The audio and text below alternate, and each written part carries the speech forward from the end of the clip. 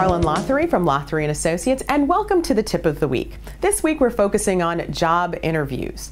This is one thing that a lot of people are doing right now. The job market's starting to loosen up a little bit, unemployment rate dropping a little bit, so there are more interviewing opportunities. There are some key mistakes that a lot of people make that I want to make sure we wipe out from you so that you actually get the job that you're going for.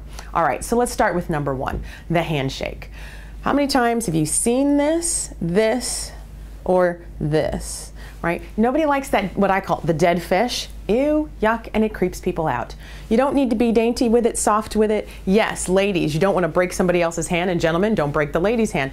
But certainly let them know that you're in there, you're confident, and you're giving them good posture, and number two, good eye contact. Think about when you're answering the questions, how often when you're thinking that you start letting your eyes wander because you're remembering what happened last week or what you did in your class or what you did in your last job that might relate to what's here. Okay, so you've watched me for the last 10 seconds. Were you really paying attention, or were you wondering, what the heck is she looking at? I was every which place, but they're looking at you.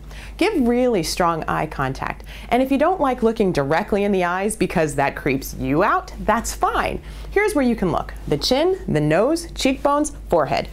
Every now and then you can get away with the ear, but keep it in that face region just so it's nice and close, but you don't have to give it absolutely direct so it doesn't feel like you're staring anyone down. All right, so right now, because of the job market, and it's changing ever so much, one thing that happens is people change careers. They want to try a new career path, try a new subject, or for you young graduates just stepping out of college, because we are at graduation time, you might be looking for your first job. So you need to be able to articulate transferable skills. What that means to the seasoned employee means you need to be able to translate what you did in the last job for what you're trying to do in the new job. What that means for the graduate is what in your coursework relates to what it is that you want to do in your new job. How can whatever marketing class, computer programming class, technology class, or anything else, financial class, how do any of those relate to the class, or excuse me, to the job that you're seeking now? If you can articulate that and connect the dots for your future employer, they will be more open to hiring you as well.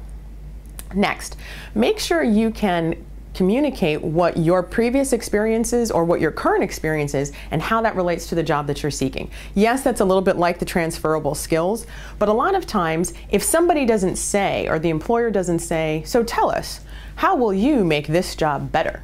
Then people don't actually offer that information up. Know what you do. Know what you would do in your future job. Give them your ideas. This is how I would approach this. This is how I would do things. For instance, when this happened, here's what I did. So that's why I bring this to you. Talk about the job that you want as if you were already doing it. So that way you already feel comfortable with it, and the employer knows you're going to be comfortable with it when they decide to hire you.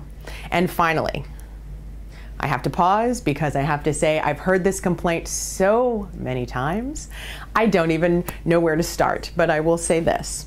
Do not, under any circumstances, bring up money first. That is the employer's job. If you're applying for it, they have something that you want. So let them bring up, here's the proposed salary, here's the salary range. But I will tell you, I have a client who couldn't get hired, and finally I said, well, what do you think is turning them off? He didn't know. But here's what we finally figured out. When it got to the end of the interview, they said, any other questions you might have? And he says, yeah, so how much does it pay? And if really you get through all of that and you don't have questions about the job culture, the corporate culture, how the onboarding process works, who would you report to, what's their department climate like, office culture like, what your primary core responsibilities would be, and those sorts of things. If you go straight to the money, you have just talked yourself out of the job. Okay? So have good questions to ask at the end of the interview that shows you've researched the company, you know about them and the job that you're seeking and the roles and responsibilities that you're being asked to fill, but let them bring up the money, even if it's just burning and dying, because I have to tell you, I like money as much as everybody else, but you still can't bring it up. You have to let them do that. Remember those things, and you've just advanced your chances of getting the next job that you interview for. All right, so if you like what you've heard, please feel free to click the subscribe button. And remember to follow us on Facebook and Twitter. Twitter, the handle is prepare2 and speak, so it's prepare to speak. And finally, on Facebook, it's Lothery & Associates. Thanks so much, and I hope you had a wonderful week.